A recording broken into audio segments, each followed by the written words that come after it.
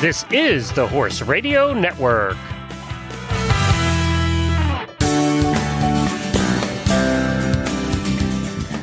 Welcome to a very special show of Horsemanship Radio. We often like to bring guests on who stand tall for causes that make horses' lives better. And we're very fortunate today to have Ms. Priscilla Presley, who's always had horses in her life and is a lifelong animal advocate, too. And Keith Dane, Senior Advisor on Equine Protection for the HSUS. And I'm going to start with you, Keith, because this is such an important subject, and we're advocates for horses and keeping them sound and keeping them in our lives. And you've got some important information for us. So I want you to give us a little background about the politics of what we're trying to do in this conversation, please. Sure. Well, as you know, the Horse Protection Act has been around since 1970, and it was passed with the intention of ending the cruel practice of soring to Tennessee walking horses and related breeds. Soring is the intentional infliction of pain to the lower limbs of the horses. It caused them to step quickly and high and produce this gait that is known as the big lick, which is prized in Tennessee walking horse shows. For years, groups like the Humane Society of the United States have been pressing for reform. The industry has been totally unwilling to do so from within, and so we've been relying on federal regulators, the U.S. Department of Agriculture in this case, to enforce the law and to strengthen its enforcement to try to crack down on this problem. Unfortunately, there are some loopholes in both the federal law and the regulations that USDA puts out to support its enforcement. And so we've been trying to get those loopholes closed. One task that we've been trying to take is a legislative one to amend the Horse Protection Act to close those loopholes. And there's a bill that we've discussed before called the PAST Act, the Prevent All Soring Tactics Act, which would do just that. This bill has overwhelming industry support, veterinary group support, law enforcement, humane community. Right. Everyone except the people that are doing this to the horses supports the bill, but we haven't been able to get it passed. Yeah. Yeah. So, yeah, go ahead. Sorry. I was going to say it has a huge number of co-sponsors in both the House and Senate of Congress. Both houses have a majority that have co-sponsored, which is very rare on any animal protection bill. But there are some obstructionists in Congress that have not let the bill go through. Yikes. So in lieu of that, USDA has now decided to amend its own regulations to close some of those loopholes. And they recently put out a rule for public comment that would do just that. So can people go there to comment on it? Is this something that's public? Yes, absolutely. The department has been holding a series of public comment meetings around the country. There's one more left on September 6th in Riverdale, Maryland. And then there'll be a virtual meeting by teleconference. And the location and numbers for those are on the USDA's website, and we can get that to you so you can provide the link to your listeners. But even for folks who don't want to attend or can't, there is a place on the regulations.gov website that people can go and comment. Or they can go to the Humane Society website at humanesociety.org/HPA, that's Horse Protection Act, HPA rule, and make comments there, because we're collecting comments from our supporters and sending them in to USDA. Good. Yeah, good. Okay, well, let's bring in Ms. Presley. I know that you're a horse lover. You've been a horse lover for a long, long time. And there's a reason you're on this call, too. I'd love to put some perspective on this. How long has all this soaring stuff been going on, Ms. Presley? Well, this is going on for many, many years. Like he said, there was a USDA passed a bill in 1970 to stop it. Right. And he gave you the whole explanation of how that happened and what all the loopholes were. And I just discovered it a few years ago because Elvis and I had Tennessee walking horses. Mm-hmm. We fell in love with that breed. And we we still have a couple of them at Graceland. Mm-hmm. So I learned about it. Actually, Keith Dane had drawn my attention to it, about 3 or 4 years ago, Keith. Right. When in 1982, I had gone to the Celebration Act with a Tennessee walking horse that lives at Graceland. And Howard Hamilton, who was a trainer, saw the horse on the grounds of Graceland and said to our stable manager, "My God, the horse is so beautiful. We would love to, put the horse in to show." I agreed, and the horse manager agreed. Put the show on. The horse did beautifully. Yeah. Ebony Secret Threat. And then there was a trophy that was passed around each year with Graceland written on it to all the winners, and then they would pass it on the next year to the new winners. And when I found out about soaring and all that went on behind the scenes, I asked for that trophy back and to please, Good for you. And that's when I got involved actually in the soaring issue and wanting to be involved with the PAST Act to get passed in Congress. Great. Your first horses, I read that were quarter horses, not even Tennessee walking horses. We had quarter horses and 3 Tennessee walking horses. Yeah, eventually. Did you or Elvis have any kind of horse background before he surprised you with this first quarter horse? I did. I've always loved horses since I was a young girl and rode many times on quarter horses, and that was my favorite breed at the time. And then when we were introduced to the Tennessee walking horse at the Lennox stables out right in Memphis, or in Tennessee, close to Memphis. Actually, it was in Memphis, right? It is. Anyway, and we fell in love with Carbon Copy, and Elvis went nuts over the beautiful black stallion, and found out that he was a winner of the Tennessee walking breed, and that's when he decided he wanted one. Little did we know anything about soaring at that time. And sure, I know that's the crazy part. So the horse that he got was called Bear, if I remember correctly. Yeah, that's right. Tennessee walking horse. And what I love about that is that the horses, their gait is natural. It has a beautiful gait. That's right. They're naturally gaited, a beautiful gait. And they don't need to. The big lick is. What they do to these horses is incredible. No humane person would ever allow this if they saw what went on the scenes, to get those horses to have that big lick. And that is part of the soaring process of putting caustic chemicals on their legs, lower legs, and then wrapping it with like a saran wrap so that it presses up against the skin, and then chains on it so when they lift their leg, it hits the skin. And hurts. Hits it. And they want to go. They're not stepping down pleasantly, obviously. So what they're doing is they're trying to avoid the pain by stepping up higher. And the more pain, the higher they step. So that is not a natural gait at all. And that's torture and barbaric. Right. It's an exaggeration of what is already beautiful and nature put in place. And the crazy thing that I read about is that this whole exaggeration method has only been about, I don't know, it's maybe 60, 100 years old at this point. Not even, I don't think, because it started off. About is enough. Yeah, well, I know. It's time to stop for sure. Yeah. But what's crazy is there are so many traditions that they like to say, oh, they've been around forever, and why are you trying to change tradition? I'm thinking, no, it hasn't. It's only been in the crazy last century that you devised this thing to take a beautiful natural gait and make it crazy. Yeah, and I think when people find out, just like you, that they move away from it.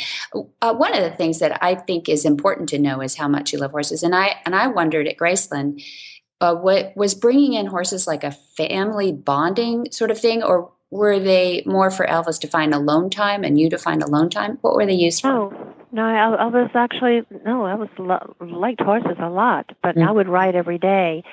He had presented me with a Christmas gift with a quarter horse, and his name was Domino. He's a 4-year-old quarter horse, and he saw me riding every day out of his office window, and he said, he wanted to join me, and I had such a good time riding all around the grounds that he bought himself a quarter horse as well, called Sun, the House of the Rising Sun, actually. And then when he saw the Tennessee walking horse, he fell in love with it. So he had both Sun and the quarter horse and the Tennessee walking horse. And so It was sport. It was fun. It was getting fun. out, Absolutely. friends. It was downtime for him. It was a way. It was just a way for him to relax. He would go out into the barn with the horses, wash them. I mean, it was something that he really, really enjoyed doing. And it was alone time for us at 2, 3, 4 o'clock in the morning. And it was also, he would ride with his friends, of which he bought a horse for all of the guys and basically their wives as well, so that we could all ride together. And it was really just a fun time. Yeah, you rode at night. You rode at 2 or 3 in the morning. Did you? Did you? We rode it all hours of the day. Oh, you're so fun. You're so fun. Well, horses can see.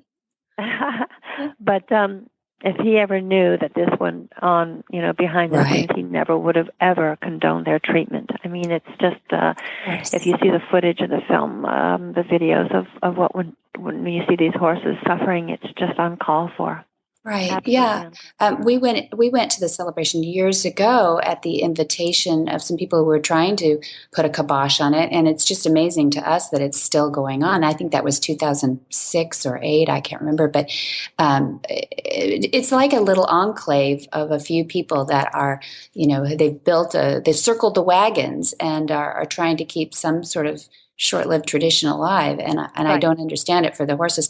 Well, what I love about the fact that you're fighting back is you're fighting for a breed. I mean, I think we're literally fighting for a breed right now, a Tennessee walking horse breed. And I'm so glad that you're using some of your influence to do that.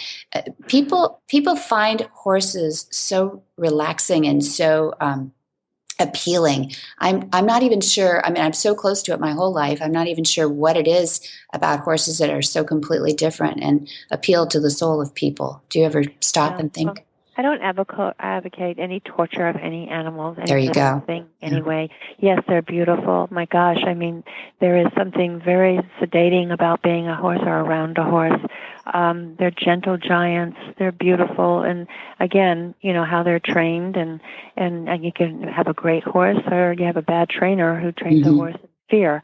But, the opponents of this rule are not speaking for the entire industry. It's like you said, rather only as, only one small sordid fragment of it. And their testimonials deliberately and disingenuously shield criminals, and they are criminals who are already breaking the federal law, with committing these acts and cruelty and, cheating just to win prizes. And that's what's so, just... It's appalling. It is appalling. And the Big Lick supporters maintain that the illegal activity is restricted to just a bad few apples, but that's an entire lie, and they know it. Yeah, you can't get that exaggerated gait just by, Not at all. Yeah. What's the experience like lobbying on Capitol Hill? Encourage us a little. Well, it was an experience. Let's just put it that way. I got to learn a little bit about how it's run. Yes, I was there actually with Keith and talked to senators and representatives to try to get co-sponsorship, and we got quite a few, in fact. And for the PAST Act, it's an overwhelmingly industry support and the bipartisan co-sponsorship of the majority of both houses, which is why it's you're not understanding why this hasn't gone on, except to my dismay. Sorry, but thanks to the obstruction of politicians beholden to the Big Lick machine, this is what we have. It's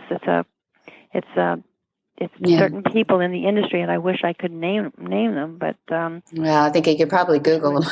Probably find out if people are interested. I know the same. We put on horse sense and healing clinics for our veterans with PTS. We call it PTSI, post traumatic stress injury, and we find the same. I haven't done what you've done and marched, but we are trying to do in our little corner of the world. In fact, we would love to have you out for a USO moment for us, but come to one of our horse sense and healing clinics. Keith knows the program a little bit and is supportive of it, which I appreciate. Keith, and you're a horse person too, I know. As a horse person, is it just mind-blowing that this hasn't passed yet? It really is. I mean, when you get such overwhelming support, for one thing, Debbie, the horse industry rarely comes together in support of any laws or regulations that are going to in any way restrict or confine what they do. But the fact that, so many groups in the industry have tried to work with the walking horse, Big Lick people to get them to change over the years and have come to the conclusion that there's no chance of that happening.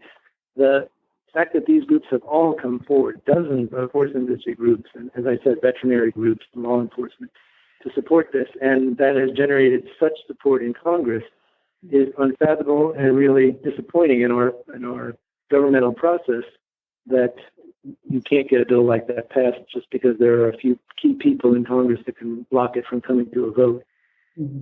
But, we at the Humane Society of the United States have been working at this issue for a long time, and we're never going to quit until this soaring is ended.